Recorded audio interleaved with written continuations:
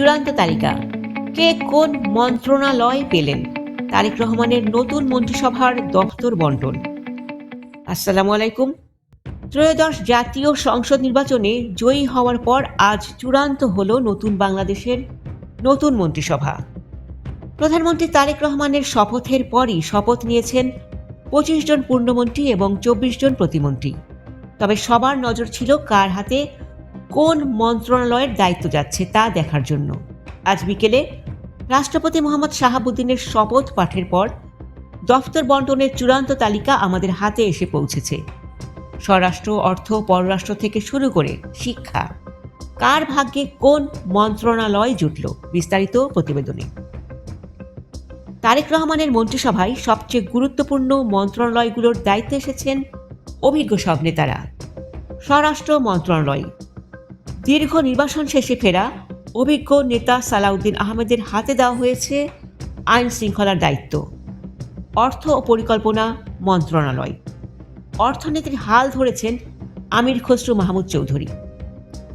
স্থানীয় সরকার ও পল্লী উন্নয়ন, বর্ষিয়ান নেতা ও দলের মহাসচিব মির্জা ফখরুল ইসলাম আলমগীরের হাতে দেওয়া হয়েছে সবচেয়ে বড় এই মন্ত্রণালয়টি।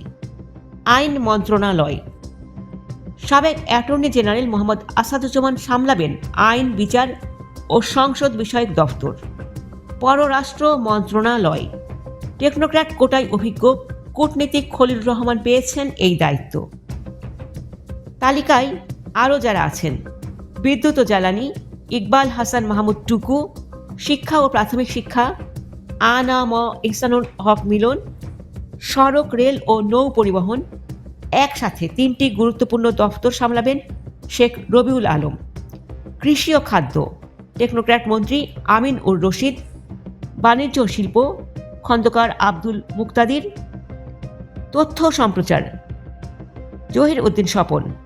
স্বাস্থ্য মন্ত্রণালয় সর্দার মোহাম্মদ সাখাওয়াত হোসেন বকুল।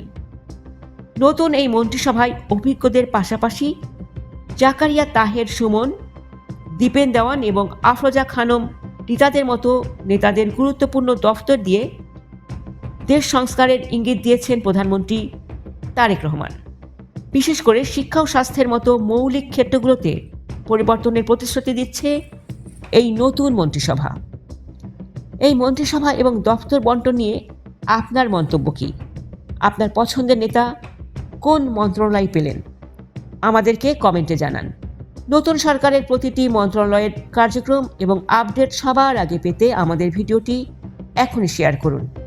আর যারা আমাদের সাথে নতুন, সঠিক সংবাদের নির্ভরযোগ্য এই ঠিকানায় আজই সাবস্ক্রাইব করে পাশে থাকুন।